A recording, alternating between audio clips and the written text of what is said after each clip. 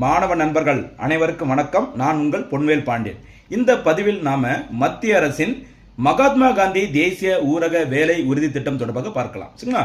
ஆரம்பத்தில் NREGA அதாவது national rural employment guarantee act, தேசிய ஊரக வேலை உறுதி சட்டம் என்ற பெயர்ல 2005 அந்த சட்டம் கொண்டு வரப்பட்டது.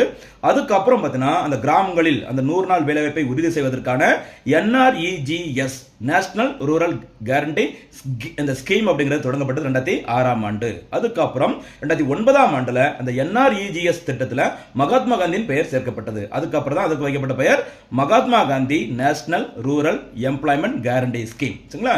இந்த திட்டம் சமீபத்தில் செய்ததற்கு காரணம் என்னன்னா, இந்த MGNREGS திட்டத்திற்கு புதிய பெயர் வைக்கப்படுவதாக மத்திய அரசு அறிவிச்சிருக்காங்க.